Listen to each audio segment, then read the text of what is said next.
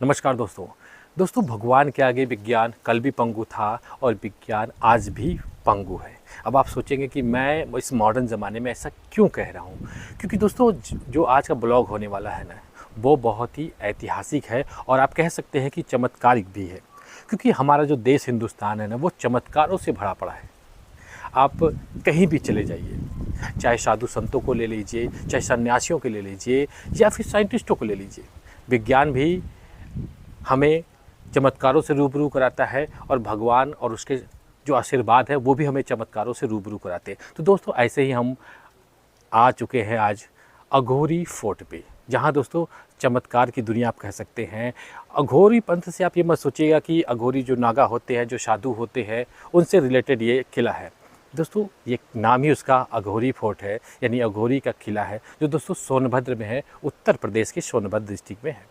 तो हम यहाँ पे आए हुए हैं और आपको ये बताने की कोशिश कर रहे हैं कि विज्ञान क्यों चमत्कार के आगे कल भी पंगु था और आज भी पंगु है। तो आइए चलते हैं और हम अघोरी किले में देखते हैं कि वो चमत्कार क्या हैं और वाकई में वो चमत्कार सही है या सिर्फ ये किद्वंतियाँ हैं और मान्यताएं हैं। तो आइए दोस्तों चलते हैं। आप हमारे पीछे देख रहे हैं कि ये अघोरी फोर्ट का जो मुख्य द्वार है, आप कह सकते हैं प्रवेश द्वार है। इसी प्रवेश द्वार से हम अंदर चलेंगे। बगल में आप देख रहे हैं कि माता का मंदिर भी है और ये पुजारी जी भी है। तो इन्हीं लोगों के सहयोग से हम इसे समझने की कोशिश करेंगे कि क्यों विज्ञान भगवान के यानी ईश्वरी दैवी जो अभी आशीर्वाद है उसके आगे आज भी पंगु क्यों है। तो दोस्तों हम ऐसा इसलिए कह रहे हैं क्योंकि मान्यताएं यहाँ की हैं, किद्वंतियाँ यहाँ की हैं कि यहाँ की कुछ मूर्तियाँ ऐसी हैं जिन मूर्तियों पे अगर आप 1 के 2 के 5 के जो सिक्के होते हैं, सिक्के चिपकाते हैं तो वो चिपक जाते हैं।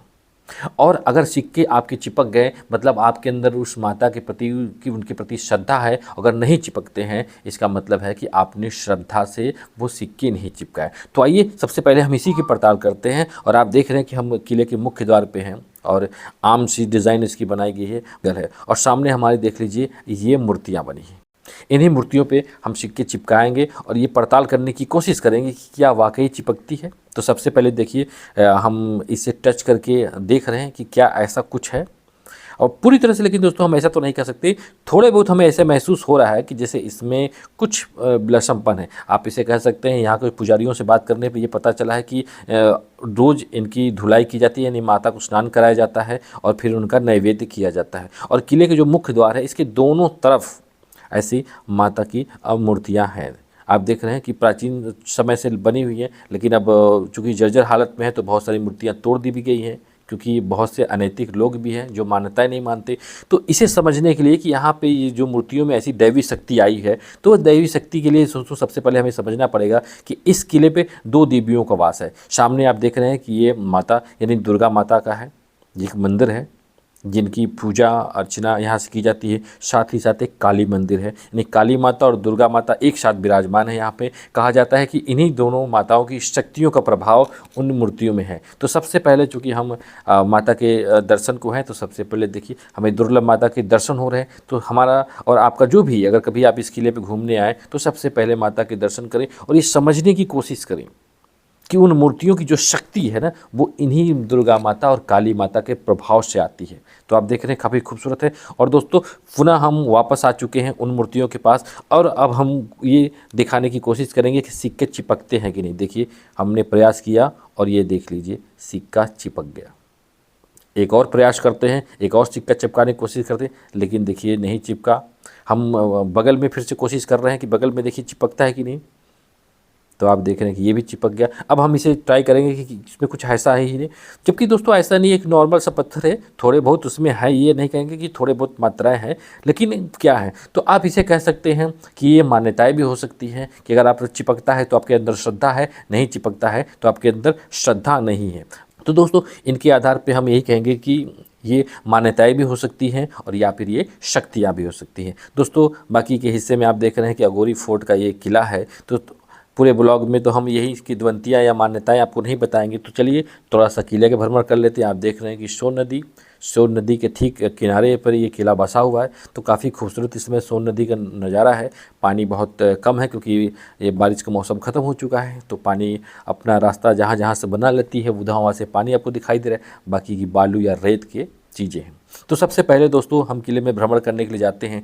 तो ये देख लीजिए, ये रानी का महल है, यानी आम भाषा में हम कहें तो रनिवास जिसको कहा जाता था कि रनिवास है। लेकिन यहाँ पे एक और चमत्कार यहाँ पे है।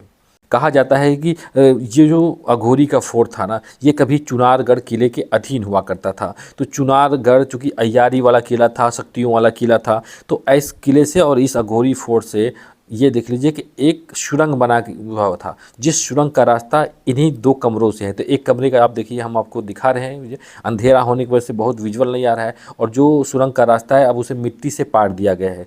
अब क्यों पाटा गया है, अब इसकी तो कोई प्रमाण नहीं मिलते हैं, तो पाट दिया गया। और कहा जाता था कि इस सुरंग के रास्ते से अघोरी फोर्ट से चुनार फोर्ट या चुनार फोर्ट से अघोरी फोर्ट में आया जाया जा सकता था आसानी से, चाहे आक्रमण हो जाए, चाहे किसी चीज़ से बचने या करने के लिए। तो दोनों आप देख रहे हैं जगह पे मिट्टी पाट दी गई है, और ऐसा कुछ भी यहाँ पे अब जाने के लिए रास्ता नहीं पता। लेकिन मान्यता यही है कि यहाँ से सुरंग था, और वहाँ से जब आपातकालीन स्थिति में चुनारगढ़ से अघोरी फोर्ट में आया जा सकता था, और अघोरी फोर्ट से चुनार में।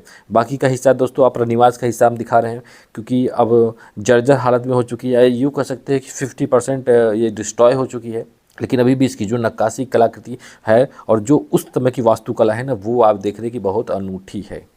तो काफ़ी खूबसूरत है। ये पिलरों पे आप कह सकते हैं कि बारादरी बनाई गई है, और जो कमरे हैं वो सब खिड़की नुमा बनाए गए हैं, और सब पे नक्काशी और जो उसकी जो कलाकृति है ना, वो बहुत अनूठी है। और आप देख रहे हैं जिस भी जर्जर हालत में है, लेकिन अभी भी इसकी जो सौंदर्य आप कह सकते हैं, इसकी सुंदरता जो कह सकते हैं ना, बरकरार है। माना कि वो स्थिति अब इसकी अच्छी नहीं है। तो देखिए काफ़ी बड़ा रनिवास है, कोई छोटे क्षेत्र में नहीं है। एक के बाद एक दूसरे एरिया में हम आगे बढ़ते हुए धीरे धीरे हर कमरे और उसकी लॉन और जो भी चीज़ें हैं वो आपको दिखाते जा रहे हैं। और आप देखते जाइए कि अघोरी फोर्ट का जो ये किला है उसकी क्या स्थिति आप देख रहे हैं। कितनी सुंदर वास्तुकला है, कि डिज़ाइन कितना अनोखा बनाया गया है। और चूंकि ये सोन नदी के किनारे मुहाने पे है, तो इसमें से झरोखे भी बनाए गए हैं। अभी हम आपको झरोखों के दर्शन कराएंगे कि किस तरह उन झरोखों से रोशनी और हवा आती थी। साथ ही साथ सोन नदी का जो नज़ारा है वो खूबसूरती यहाँ इन झरोखों से दिखता था। आप देख रहे हैं ये छोटे छोटे झरोखे बनाए गए हैं। तो चलिए थोड़े से हम झरोखों का विजुअल भी देते हैं बाहर से, कि किस तरह से बाहर से ये दिखता है। तो ये देख लीजिए सामने सोन नदी का नज़ारा इन झरोखों से लिया जाता। तो जो रानी दासियाँ, जो मुख्य लोग वहाँ हुआ करते थे, वो सब यहाँ से वो देखने की ये बनाए गए हैं। साथ ही साथ दोस्तों आगे बढ़ते हुए हम चलते हैं। ये दोस्तों रनिवास का ही हिस्सा है, लेकिन रनिवास के दूसरे छोर पे हम हैं।